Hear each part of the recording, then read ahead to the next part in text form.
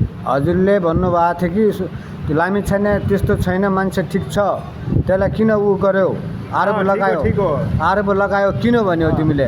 अहिले तिमीले जब त्यो प्रधानमन्त्रीको चेयरमा बस्दाखेरि तिमीले नै त्यसले त यताउता घटना घटेको, अलाना गर्यो, फलाना गरेको भन्ने कुरो देखायो। तिमीले मुखले बोलेको कि मुजीले बोलेको हो तिमीले? ल भन त। जवाब दिनुहोस्। तपाईँ बुढी मान्छे भएर जो भोलि तिम्रो छोरालाई भित्र हालेर तिमी के भन्ने हो? ल भन त।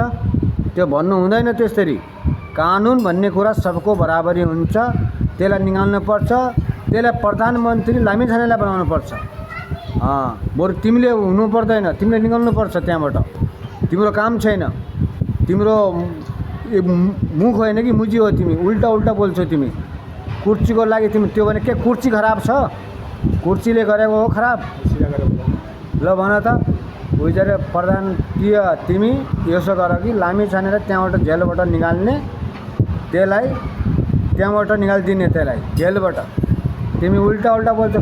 कतिखेर ल लामिछाने त राम्रो मान्छे अलाना फलाना भन्ने, फेरि बिचमा चेयरमा बसिसकेपछि प्रधानमन्त्रीको पद पाइसकेपछि ल त्यसले यहाँ घटना घटेको, उहाँ घटना घटाएको भन्ने, तिमी त्यो कुरा गर्ने?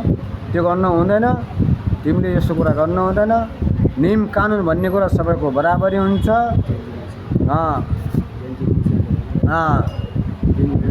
अब अर्को कुरा पनि सुशीला प्रधानमन्त्रीज्यू ध्यानसँग सुन्नुहोस्। तपाईँले हामी चाहिँ यो इन्डियाको चाहिँ चेन्नईबाट बोलिरहेका छौँ होइन लाइभमा। तपाईँले ती कलिला साना बालबालिकाहरूको जीवनमा चाहिँ तपाईँले छुरा रोप्नुभयो, गोली प्रहार गर्नुभयो। तपाईँका आफ्ना ती गोप्य मानिसहरूले, तपाईँका आफन्तहरूले, ती केपी शर्मा ओली, त्यो शेरबहादुर देउपा, त्यो रमेश लेखक गृहमन्त्रीले त्यहाँ चाहिँ साना बालकहरूमाथि हतियार गोली चलाउने अर्डर दिएको हुनाले आज समथिङ 78 जनाले देशमा चाहिँ आफ्नो ज्यान गुमाएका छन्। यसको मूल्य तपाईँले चाहिँ चुकाउनु पर्नेछ। यसको हिसाब किताब तपाईँले दिनुपर्नेछ। तपाईँले के भन्नुभयो? देशद्रोहीहरूलाई, हत्याराहरूलाई चाहिँ म तुरुन्तै चाहिँ जेलमा हाल्नेछु भन्नुभएको हो कि न? 6 दिनभित्रै हाल्छु। 6 दिनभित्र म तिनीहरूलाई जेलमा कोच्छु भन्नुभएको हो कि न? तपाईँले कुन मुखले बोल्नुभएको?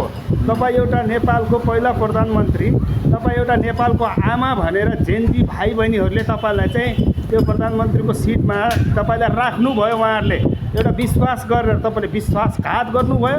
अब तपाईँको हालत त्यो केपी शर्मा ओली भन्दा, शेरबहादुर देउवा भन्दा, रमेश लेखक भन्दा तपाईँको हालत चाहिँ अब दयनीय अवस्थामा हुनेछ। दैनिक अवस्था हुनेछ। तपाईँको जीवन रहन्छ रहँदैन थाहा छैन। यो कुरा लेखेर राख्नुहोस्। त्यो मर्नाखेरि तिमी बाटो पाउनेवाला